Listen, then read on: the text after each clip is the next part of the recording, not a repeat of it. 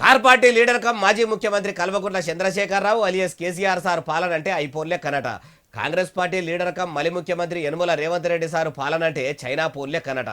అగో ఇప్పుడు ఇట్లా ఇద్దరు లీడర్లను పోర్లతోని పోల్చిన ఆ పోర్ల గురించి తెలిసిన లీడర్ ఎవలే బాలన్న అంటారా? ఇగో కల్వకుంట్ల వారి ఆడబిడ్డ అయిన కవిత మేడము ఇక చెప్పుండ్రి. కేసీఆర్ గారి పాలన ఐఫోన్ లాగా ఉంటే రేవంత్ రెడ్డి గారి పాలన చైనా ఫోన్ లెక్క ఉన్నది.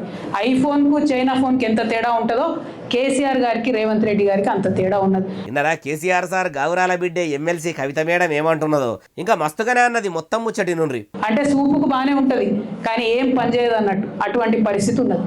మాటలు ఇచ్చి బీసీల ఓట్లు వేయించుకొని ఇవాళ బీసీలను మోసం చేస్తున్నటువంటి కాంగ్రెస్ పార్టీని చరిత్ర క్షమించదు, బీసీలు క్షమించరు. వారికి ఎవరు లేరు, వారి పక్షాన మాట్లాడాలనుకుంటున్నారేమో. మేమందరం కూడా అండగా నిలబడి ఉన్నాం. ఎన్నికల ముంగట ఏమనరి గెలిచిన 100 రోజులనే 6 గ్యారెంటీలు అమలనరి. హామీలు మస్తుగానే ఉన్నాయి కానీ అమలు చేసుడైతే లేదని అనుకొచ్చింది. అమ్మ 6 గ్యారెంటీలు అమలు చేయకుంటేనే మీరు కాంగ్రెస్ సర్కార్కు సురుకులు పెడుతుర్రు. మరి 10 ఏళ్ల పాలనలో కూడా మీ అయ్య కేసీఆర్ సార్ అన్ని చెప్పినే చేసిండా మేడము? అరువులైన వాళ్ళందరికీ అన్ని పథకాలు అందినాయా? తెలంగాణకు కావలి కుక్క లెక్క ఉంటా అన్నాడు, ఉన్నాడా? ఉంటే బీఆర్ఎస్ ఏలుబడిలా ఎంతమంది ఆడపిల్లల బతుకులాగమైనాయో, ఎన్ని సావులైనాయో, లా అండ్ ఆర్డర్ ఎట్లుండేనో చూడలేదా? కావలి కుక్క లెక్క మంచిగానే కాసిండా?